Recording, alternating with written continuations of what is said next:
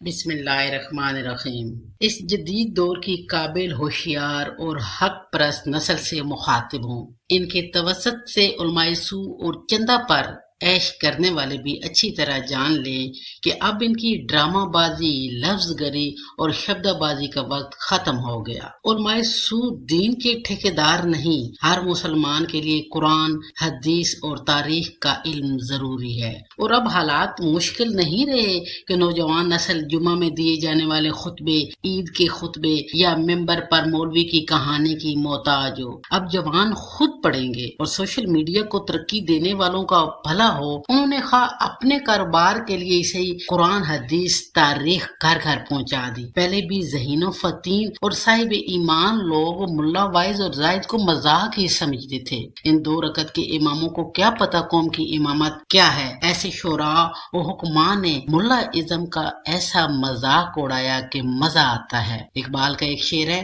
Wise ثبوت لائے جو میں کے جواز میں، وائز ثبوت لائے جو میں کے جواز میں، اقبال کو یہ ضد ہے کہ پینا بھی چھوڑ دے۔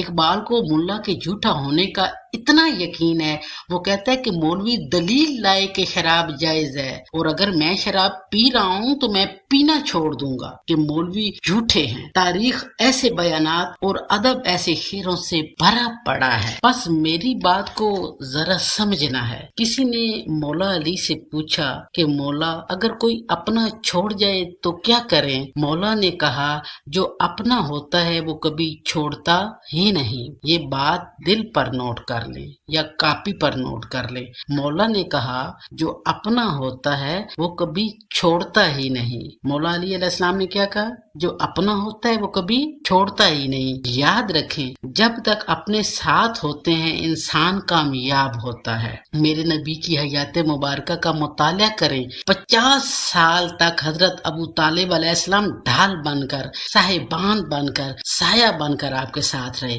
اس میں شک نہیں کہ مولا علی علیہ السلام نے نبی پاک کا ساتھ دیا، مگر مولا نے 40 سالہ نبی کا ساتھ دیا، اور حضرت ابو طالب نے پہلے دن سے 50 سال تک شروع سے نبی کا ساتھ دیا۔ میرے رسول کی بیوی حضرت خدیجہ الکبریٰ نے آخری وقت تک نبی کا ساتھ دیا اور مرتے دم بھی نبی کی نصرت کی دعا کی۔ سب اپنوں نے میرے رسول کو مضبوط کیا۔ یہ اپنے تھے جنہوں نے نبی کو نہ چھوڑا، بلکہ مرتے وقت بھی نبی کی نصرت کی وصیت کرتے گئے۔ میدان کربلا میں امام کے شیعہ آخری وصیت ہی یہی کرتے تھے کہ امام کا ساتھ دینا۔ جب حضرت مسلم بن اوسیہ میدان کربلا میں گرے اور حضرت حبیب ابن مظاہر پاس آئے اور کہا کہ وصیت کرے، تو انہوں نے انگلی سے حضرت امام حسین کی طرف اشارہ کیا اور کہا اسی کا بحاظہ۔ بات نوٹ کر لیں، بات نوٹ کر لیں، بات نوٹ کر لیں کہ اپنا چھوڑتا نہیں، وہ خود نہ بھی رہے تو دوسروں کو مدد کی وصیت اور تلقین کرتا ہے۔ نوجوان نسل میری بات کو نوٹ کر لیں کہ اپنا چھوڑتا ہی نہیں، اپنا چھوڑتا ہی نہیں، اور اگر اسے موت بھی آ جائے تو وہ مرتے دم تک ساتھ کی اور نصرت کی وصیت کرتا ہے۔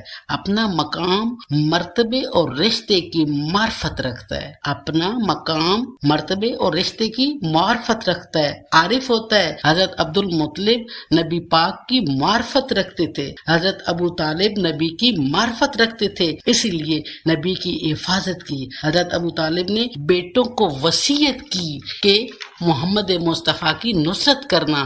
میدان کربلا میں یہی معرفت اور نصرت نظر آتی ہے۔ مولوی جواد صاحب اور دیگر ملے کہتے ہیں کہ امام حسین علیہ السلام کو شیعوں نے مارا، اور مولوی جواد صاحب کبھی کہتا ہے شمر بھی علی والا تھا، کبھی کوئی کھڑا ہو جاتا ہے اور کہتا ہے کہ ابن ملجم بھی علی والا تھا۔ پہلے تو یہ طے شدہ حقیقت ہے کہ نبی پاک صلی اللہ علیہ وآلہ وسلم نے حضرت امام حسین علیہ السلام کی شہادت کی خبر امہات المومنین کو بھی دی، اصحاب کو بھی دی، اور حضرت علی اور حضرت فاطمہ الزہرا کو بھی دی۔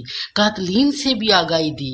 نہ مولا علی بے خبر، نہ امام حسن علیہ السلام بے خبر، اور نہ ہی امام حسین علیہ السلام بے خبر تھے۔ مولا حسین حکم اللہ کے پابند تھے، وہ وہ حکم الہی کے مطابق یزید کے خلاف آئے، نہ کہ کسی کے خطوط پڑھ کر۔ یہ حقیقت ہے کہ مولا کو خط لکھے گئے اور خط لکھنے والے میدان کربلا میں شہید بھی ہوئے۔ میدان کربلا میں 7 تھے، مگر کچھ خط یزید اور ابن زیاد کی پالیسی کے مطابق لکھے گئے اور وہ منافقین نے لکھے تھے۔ اسی طرح مولا حسین کو وہ منافق چھوڑ گئے جیسے میرے رسول کو منافق جنگوں میں چھوڑ جاتے تھے۔ پھر ہم کہہ دیں کہ فلاں فلاں نبی کو چھوڑ گیا، نبی کو تو تکلیف بھی فلاں فلاں نے دی، نبی پاک کو جنگ میں دھوکہ بھی دیا، نبی پاک کے ساتھ مال غنیمت پر لڑے بھی صحیح، نبی پاک کو تبوک سے واپسی پر قتل کرنے کا ارادہ بھی کیا۔ آپ لوگ سب یہی کہتے ہیں کہ وہ کون تھے؟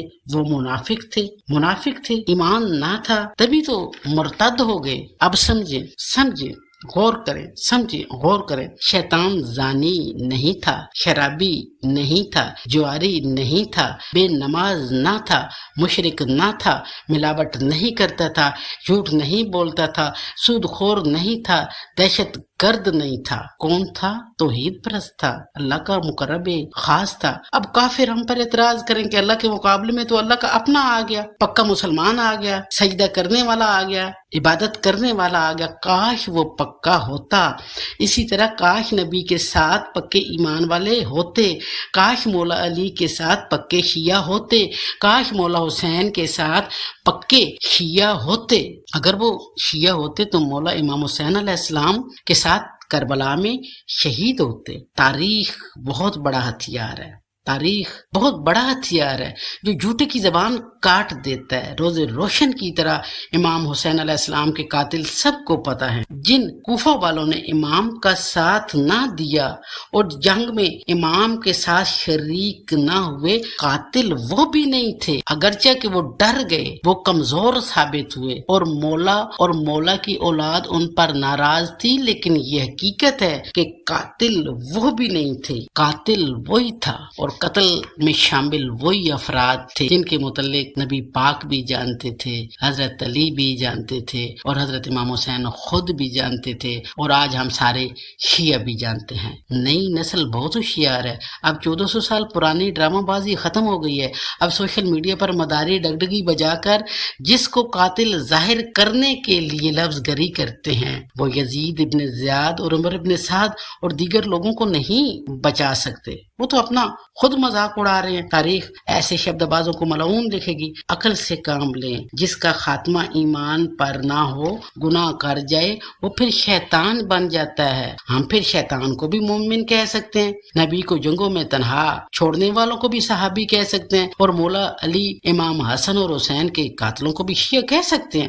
شیعہ وہی تھے جو 7 شہید ہوئے، جنہوں نے دشمن سے بدلے لیے، اور جو آج حضرت امام حسین علیہ السلام کی مظلومانہ شہادت پر احتجاج کر رہے ہیں۔ جو بے عقل ایسی گفتگو کرتا ہے، وہ نوجوان نسل کے سامنے ہی نہیں، اللہ اور رسول کے سامنے بھی ایک مذاق ہے۔ میری والدہ ایک اخان سنایا کرتی تھی کہ ادا بھریا جدہ توڑ چڑھیا، وہی اچھا جس کا انجام اچھا۔ All is well that ends well۔ تبھی تو مسلمان دعا کرتا ہے میرا خاتمہ ایمان پر ہو۔ خاتمہ جس حالت میں ہوتا ہے انسان وہی ہوتا ہے۔ 1400 سال کی مکاری ختم۔ اب آپ کا سامنا کسی ناسمجھ، ڈرے ہوئے یا جاہل جوان سے نہیں ہے۔ اب مسلمان کی قرآن، تفاسیر، احادیث اور اصل تاریخ تک رسائی ہے۔ ملا صاحب، فطرت حق چھپنے نہیں دیتی۔ تاریخ تو اتنے بڑے بڑے رقبوں کے حکمران بھی نہ چھپا سکے تو تم کیا چھپا لو گے؟ آج بھی حسین ہے اور تا ابد حسین رہے گا۔ تمہارا کاروبار اور دکان اب صرف جاہلوں میں ہی چلے گی۔ حق پرست تمہارے جال میں پھنسنے والے نہیں ہیں۔